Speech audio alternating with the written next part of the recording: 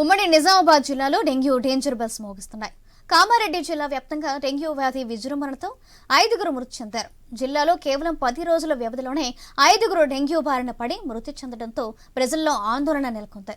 జిల్లాలోని అన్ని ప్రభుత్వ, ప్రైవేటు ప్రాథమిక ఆరోగ్య కేంద్రాల్లోని రోగులతో సంఖ్య తాకిడి పెరుగుతుంది.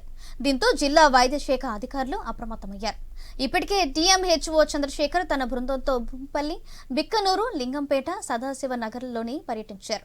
మృతి చెందిన వ్యక్తుల ట్రీట్మెంట్ తీసుకున్న హాస్పిటల్పై అధికారులు దాడులు నిర్వహించారు.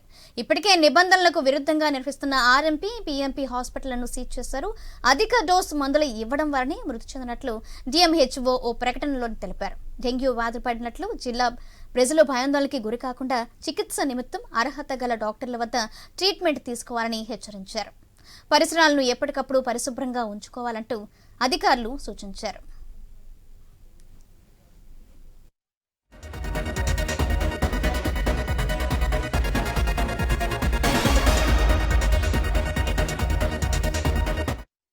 హాస్పిటల్లోకి చాలా కేసెస్ వస్తున్నాయి. రోజుకి దగ్గర 50-60 కేసుల వరకు అయితే వస్తున్నాయి మనం చూస్తున్నట్టయితే. సో ముఖ్యంగా మన పరిసరాలు అనేది చాలా శుభ్రంగా ఉంచుకోవడం చాలా అవసరం మనకి. ఈ దోమకాట్లు దీనివల్లనే చాలా డెంగ్యూ అండ్ మలేరియా వచ్చే అవకాశం ఉంది.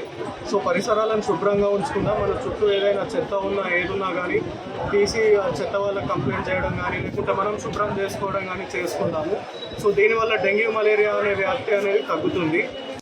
హాస్పిటల్లోకి చాలా కేసెస్ వస్తున్నాయి. రోజుకి దగ్గర 50-60 కేసుల వరకు అయితే వస్తున్నాయి మనం చూస్తున్నట్టయితే. సో ముఖ్యంగా మన పరిసరాలు అనేది చాలా శుభ్రంగా ఉంచుకోవడం చాలా అవసరం మనకి. ఈ దోమకాట్లు ఉమ్మడి నిజామాబాద్ జిల్లాలో డెంగ్యూ డేంజర్ బెల్స్ మోగిస్తున్నాయి. కామారెడ్డి జిల్లా వ్యాప్తంగా డెంగ్యూ వ్యాధి విజృంభణతోటి 5గురు మృతి చెందారు. జిల్లాలో కేవలం 10 రోజుల వ్యవధిలోనే 5గురు డెంగ్యూ బారిన పడి మృతి చెందడంతో ప్రజల్లో ఆందోళన నెలకొంది. జిల్లాలోని అన్ని ప్రభుత్వ, ప్రైవేటు ప్రాథమిక ఆరోగ్య కేంద్రాల్లోని రోగులతో సంఖ్య తాకిడి పెరుగుతోంది.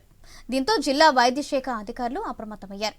ఇప్పటికే డిఎంహెచ్ఓ చంద్రశేఖర్ తన బృందంలోని భూంపల్లి, బిక్కనూరు, లింగంపేట, సదాశివ నగర్లోని పర్యటించారు. మృతి చెందిన వ్యక్తుల ట్రీట్మెంట్ తీసుకున్న హాస్పిటల్పై అధికారులు దాడులు నిర్వహించారు. ఇప్పటికే నిబంధనలకు విరుద్ధంగా నిర్వహిస్తున్న ఆర్ఎంపీ, పీఎంపీ హాస్పిటళ్లను సీజ్ చేశారు. అలాగే అధిక డోస్ మందులు ఇవ్వడం వల్లనే మృతి చెందినట్లుగా డిఎంహెచ్ఓ ఓ ప్రకటనలోని తెలిపారు. డెంగ్యూ వ్యాధి పట్ల జిల్లా ప్రజలు భయాందోళనకు గురికాకుండా చికిత్స నిమిత్తం అర్హత గల డాక్టర్ల వద్ద ట్రీట్మెంట్ తీసుకోవాలని సూచించారు. ఈ విషయానికి సంబంధించి మరింత సమాచారం మా ప్రతినిధి శ్రీకాంత్ అందిస్తారు. శ్రీకాంత్, సౌజన్య, ఉమ్మడి నిజామాబాద్ జిల్లాలో గత కొన్ని రోజులుగా డెంగ్యూ డేంజర్ బెల్స్ మోగిస్తున్నాయని చెప్పవచ్చు. ప్రభుత్వ ఆసుపత్రుల్లో రోగులతో పూర్తిగా కిటకిటలాడుతున్నటువంటి పరిస్థితి ప్రభుత్వ ఆసుపత్రుల్లో చూడవచ్చు. అయితే గత 10 రోజుల వ్యవధిలో 5గురు చనిపోవడం ఆందోళనకు గురి చేస్తోంది.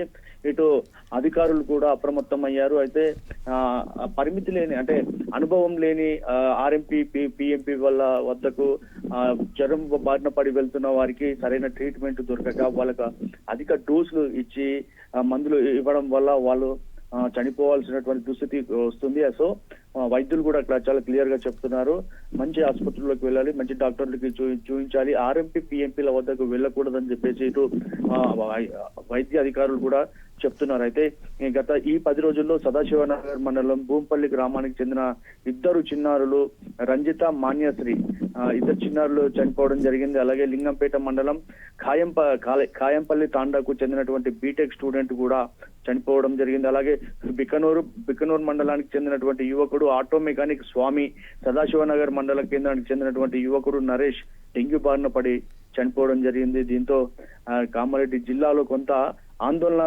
వ్యక్తమవుతుంది. అయితే ఎలాంటి ఆందోళన గురి కావద్దని చెప్పేసి ఇటు జిల్లా వైద్యాధికారి డిఎంఎన్హెచ్ఓ చంద్రశేఖర్ కూడా చెప్పారు. ఎవరైతే ఈ చనిపోయినటువంటి వారు ఉన్నారో వాళ్ళు ట్రీట్మెంట్ తీసుకున్నటువంటి ఆసుపత్రుల పైన కూడా వాళ్ళు దాడి చేశారు. ఆ ఆసుపత్రులను కూడా బ్యాన్ చేశారు. బికనూరు, అలాగే లింగంపేట, సదాశివ నగర్ లో ఎక్కడైతే ట్రీట్మెంట్ చేశారో ఆ హాస్పిటల్స్ లపై వాళ్ళు చర్యలకు కూడా అధికారులు సిద్ధమయ్యారు. ఇటు వైరల్ ఫీవర్స్ కూడా ఇటు నిజామాబాద్ లో కావచ్చు, అటు కామారెడ్డి జిల్లాలో కావచ్చు, వైరల్ ఫీవర్స్ కూడా ప్రజలను చాలా ఇబ్బంది పెడుతున్నటువంటి పరిస్థితి. డెంగ్యూ బారిన పడుతున్నటువంటి వారు సరైన వైద్యం తీసుకోవాల్సినటువంటి అవసరం ఎంతైనా ఉందని చెప్పేసి ఇటు వైద్యులు సూచిస్తున్నారు.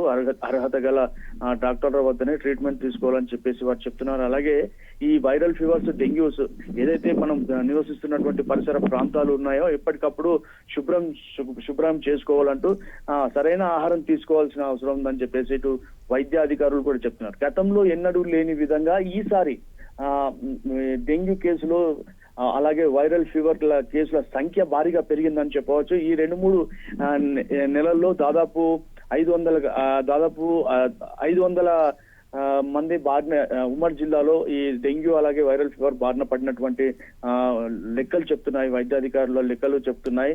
మొత్తానికైతే డెంగ్యూ బారిన పడకుండా జాగ్రత్తలు తీసుకోవాల్సిన అవసరం ఉందని చెప్పేసి వైద్యులు అయితే సూచిస్తున్నారు. సౌజన్య. Right, thank you Srikanth.